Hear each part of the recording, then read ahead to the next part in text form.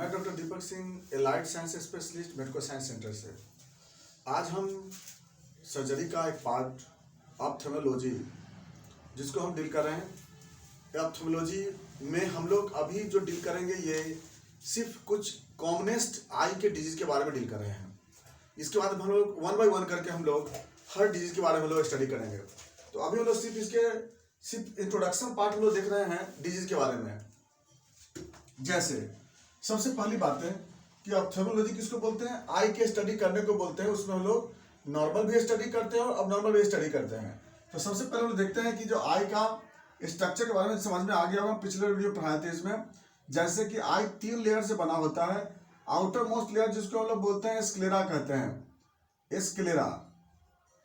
Sclera जो होती है वह फाइब्रस कोट बोलते हैं, जो ग्रेइश व्हाइट कलर का होता है बना हुआ। ये आउटर मोस्ट लेयर होता है। ये जो होता है ये स्ट्रॉन्ग लेयर होता है। ये आई को शेप मेंटेन करता है, जो सब पढ़ चुके हैं हम इसको। दूसरा जो लेयर होता है वो कुर्वाइड लेयर होता है। कुर्वाइड लेयर होता है वो विस्कस जो मिडिल लेयर होती है। और तीसरा को बोलते हैं रेटिना कहते हैं। तो दूसरा हो गया कुर्वाइड लेयर और तीसरा हो गया रेटिना बोलते हैं। रेटिना तो ये फाइब्रस कोट होती है, ये भस्कुलर कोट होती है, नर्वस कोट होती है। Fibrous, vascular, nervous. खैर, ये जो स्क्लेरा जो होती है वो आगे चल करके वो कॉर्निया में चेंज करता है। आगे का इतना जो पार्ट होती है, जो ट्रांसपेरेंट पार्ट होती है, कॉर्निया बोलते हैं। ये बात जिक्र कर चुके हैं इसमें हम लोग। दूसरा जो कुर्वाइड पार्ट जो होती है, ये कुर्वाइड लेयर जो आगे चल करके सिलियरी बॉडी में चेंज करता है और यही आगे चल करके फिर आइरिस में चेंज करता है। याद कीजिएगा, कुर्वाइड बॉडी क्या होती है? सिलियरी बॉडी बनता है और सिलियरी बॉडी के बाद क्या बनता है? ये आइरिस में चेंज कर जाता है। ये सिलियरी बॉडी में होती है सबस्पेसिस लिगामेंट और इसी में होता है लेंस। ये लेंस होता है। उसके बाद जो तीसरा जो लेयर होती है, जो रेटिना जिसको बोलते हैं नर्वस लेयर, वो जो होता है यहाँ पर ओरा सेराटा में आकर के रुक जाती है, वहां तक स्टॉप करती है। इसके बाद बनता है विट्रस ह्यूमर। इसको बोलते हैं विट्रस ह्यूमर, जो जेल लाइक मटेरियल होती है। ये आई के बॉल को क्या करता है? शेप मेंटेन क्यों रहता है। अब जो बात हम लोग आते हैं ये एक्वस ह्यूमर के बारे में बात करते हैं। एक्वस ह्यूमर जो होती है वह सिलियरी बॉडी से बनता है और यहाँ पर एक्वस ह्यूमर यहाँ लेंस को भी न्यूट्रिशन सप्लाई करता है, कॉर्निया को न्यूट्रिशन सप्लाई करता है। उसके बाद फिर स्क्लेम कैनाल से ये क्या होती है? रीअब्जॉर्ब हो जाता है। इसके बारे में हम ग्लाउकोमा पढ़ाएंगे, उसे बता देंगे उसको हम। तो इस तरह से ये हो गया, इस इंटरनल स्ट्रक्चर हो गया। आइरिस समझ में आ गया। आइरिस के बीच में जो स्पेस होती है उसको प्यूपिल कहते हैं। ये प्यूपिल होता है। तो ये अंदर का बात थोड़ी समझ में आ गया। स्क्लेरा से जो होती है ना, यहाँ से जुड़ा होता है जो एक्स्ट्रा ओकुलर मसल्स, ये ऑर्बिट से वो जुड़ा होता है। ऑर्बिट के वहां पर जो ऑर्बिट बोन होती है उसके साथ ही अटैच होती है। इसको बोलते हैं extra ocular muscle, rectus muscles, जो 6 टाइप का होती है। 6 टाइप का ये रेक्टस मसल्स होता है। और ये जो रेक्टस मसल्स है ये superior rectus, inferior rectus, lateral rectus, metal rectus और ऑब्लिक रेक्टस। इस तरह से जो 6 रेक्टस मसल्स होती है जो इसको मूवमेंट में हेल्प करती है, आई को वॉलंटरी मूवमेंट कराती है। ये चलिए, ये तो हम लोग ये भी समझ में आ गया रेक्टस मसल्स के बारे में। अब जो बात आते हैं आगे की तरफ। आगे की तरफ जो होती है स्क्लेरा जो होती है, स्क्लेरा का कुछ पार्ट जो होता है एक मेम्ब्रेन से जुड़ा होता है, थिन मेम्ब्रेन से। उस मेम्ब्रेन को जो रेड वाला है ना, वो मेम्ब्रेन है, इसको बोलते हैं कंजंक्टिवा कहते हैं। कंजंक्टिवा, ये कंजंक्टिवा ये आईलिड है। आईलिड के इंटरनल लेयर से लेकर के और कुछ स्क्लेरा के पार्ट तक जुड़ा होता है और यहाँ पर जहाँ से कॉर्निया स्टार्ट होती है वहां पे समाप्त हो जाता है। ये तो स्ट्रक्चर देंगे। यहाँ भी अंदर से आईलिड से जुड़ा होता है और जहाँ पर स्क्लेरा जुड़ा होती है और आगे यहाँ पर समाप्त हो जाती है। ये कंजंक्टिवा बोलते हैं। ये जो होती है आईलिड होती है, यहाँ पर हेयर है ये, और यहाँ पर आगे एपिडर्मिस होता है, डर्मिस होता है, मसल्स होता है, कार्टिलेज होता है और फिर अंदर में सबम्यूकोसा, उसके बाद कंजंक्टिवा लेयर। इस तरह से क्या होता है? इसका स्ट्रक्चर बनता है। याद रखेंगे इसको। क्या क्या बोले? जैसे ऊपर में एपिडर्मिस, डर्मिस, फिर उसके बाद मसल्स, कार्टिलेज, उसके बाद मस्कुलरिस लेयर, उसके बाद सबम्यूकोसा, उसके बाद कंजंक्टिवा।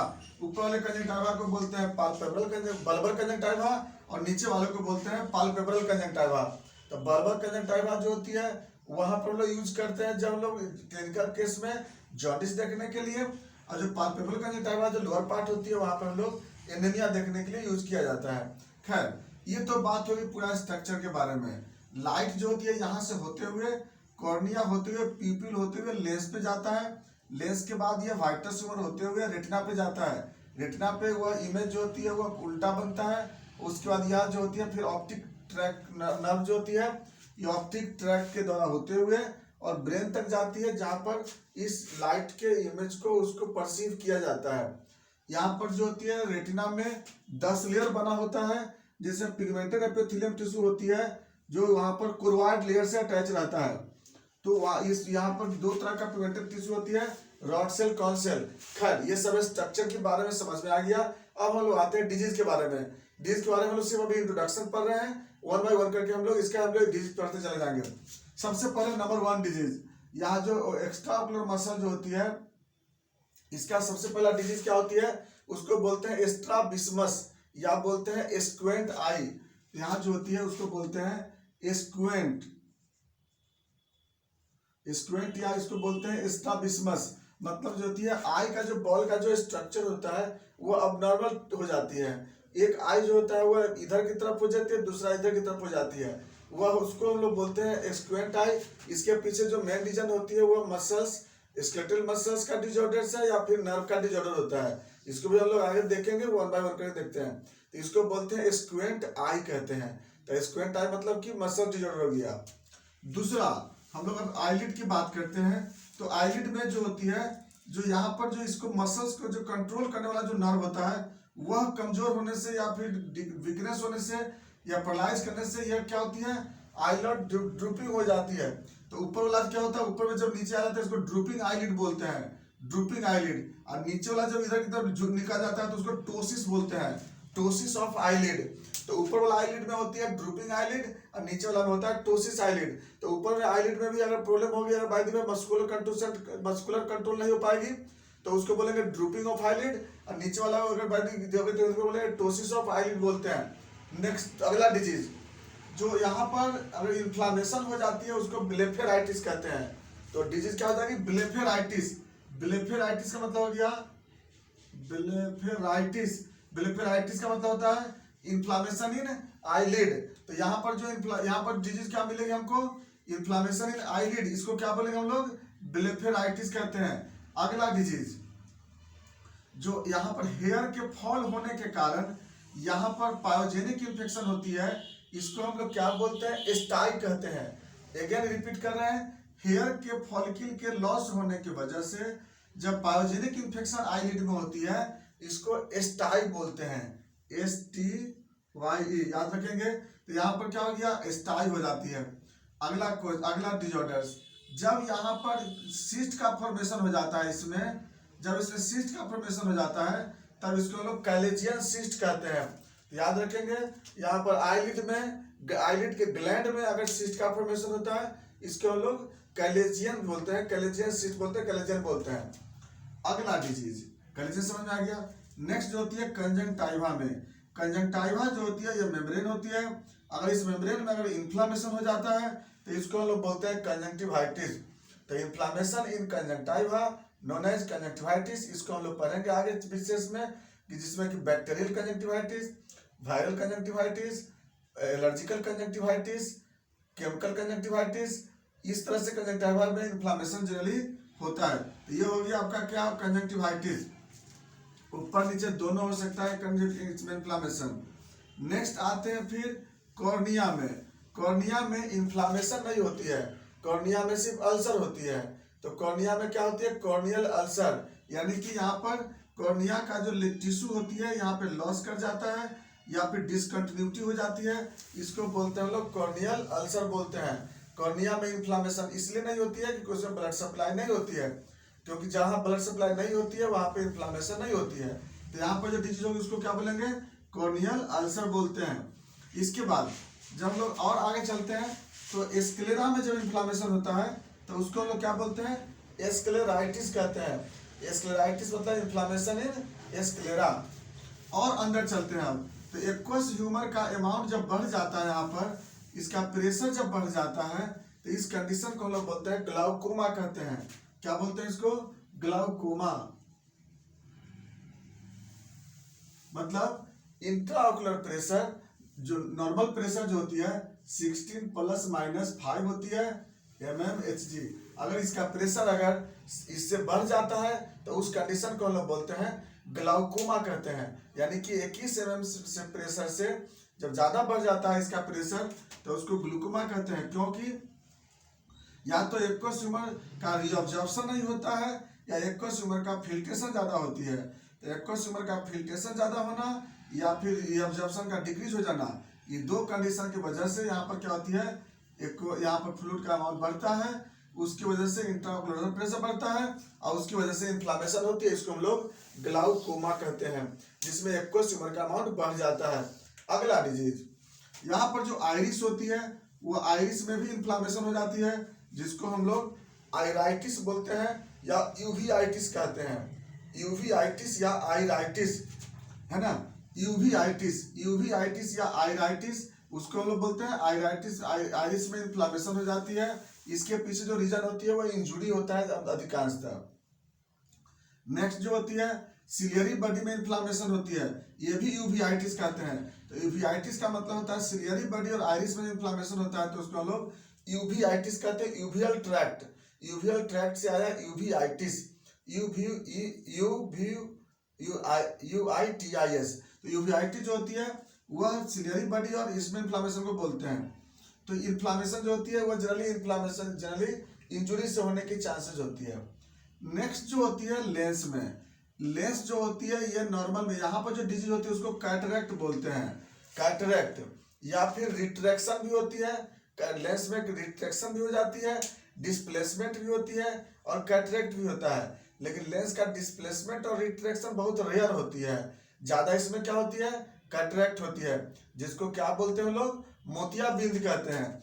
तो जनरली लेंस जो होती है वो ट्रांसपेरेंट होता है। ट्रांसपेरेंट की जगह अगर ये सपोज दैट ट्रांसओपेक हो जाता है तो उसको हम लोग कैटरेक्ट बोलते हैं। याद रखेंगे, इसको क्या बोलते हैं, कैटरेक्ट बोलते हैं। तो यहाँ पर डिजीज हो गई। अब अगला डिजीज, कॉर्निया और लेंस के बीच में अगर डिस्टेंस में अगर अबनॉर्मलिटी हो जाती है तो उस कंडीशन को हम लोग मायोपिया, हाइपरमेट्रोपिया, प्रेसबायोपिया और एस्टिग्मेशन बोलते हैं। याद रखिएगा, उसको बोलते हैं एरर ऑफ रिफ्रैक्शन। इसको हम लोग पढ़ाएंगे, आपको आगे बताएंगे वीडियो में।